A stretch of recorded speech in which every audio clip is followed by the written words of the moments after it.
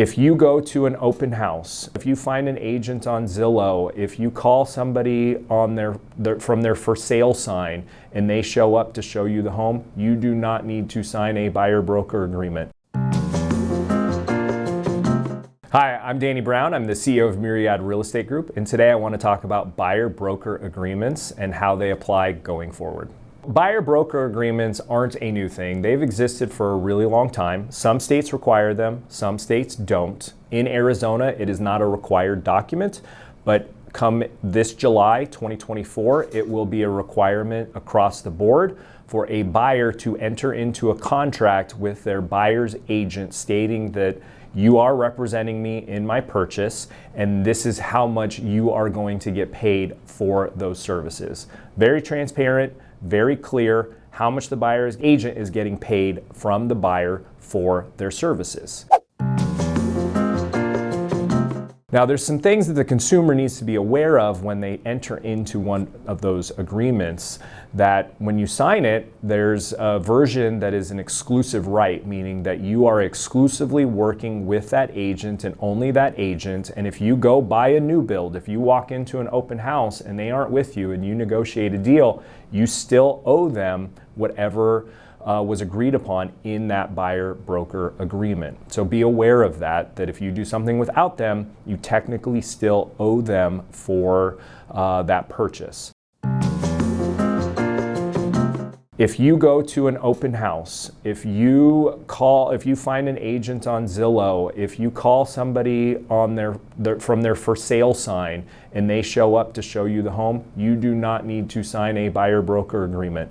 They are not actively showing you homes or representing you. They are representing the seller in that instance. So you do not need to sign anything to just view the property. So bear that in mind. If you want to go out with that agent and then see homes, you would then need to enter into some sort of agreement.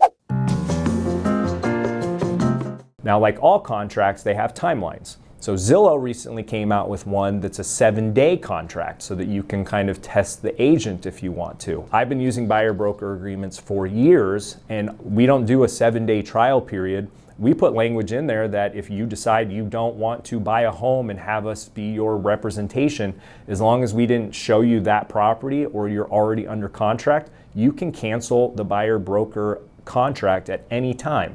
So again, as long as we didn't show you the house or as long as you're not already under contract, we allow our clients to terminate any sort of, even on the listing side, we allow them to cancel the listing or the buyer contract if they want to go in a different direction. Not every agent operates that way, so be very, very careful when you're entering into those contracts and look at how long the timeline is.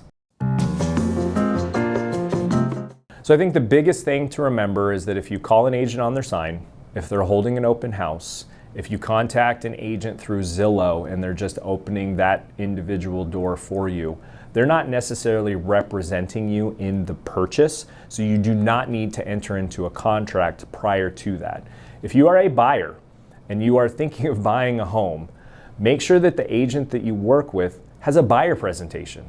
I found out a staggering number the other day is that over 90% of agents do not have a buyer presentation. If they are not meeting with you either in person at your home, Starbucks, or having you come into their office to walk you through the buyer process, I probably would not sign an agreement with that agent. I want to know what that person's going to do, what sort of value they're going to bring, what their track record looks like. I'm going to do my research before I enter into a contract with that individual. And then I want to know if this doesn't work out and I want to terminate the contract, will you allow me out of the contract? And if the answer is yes, and it should be with anyone who's reputable, they should put it in writing and it should exclusively be in the contract that if I decide I want to go in a different direction, I have the right to rescind this contract. Make sure that that's in there.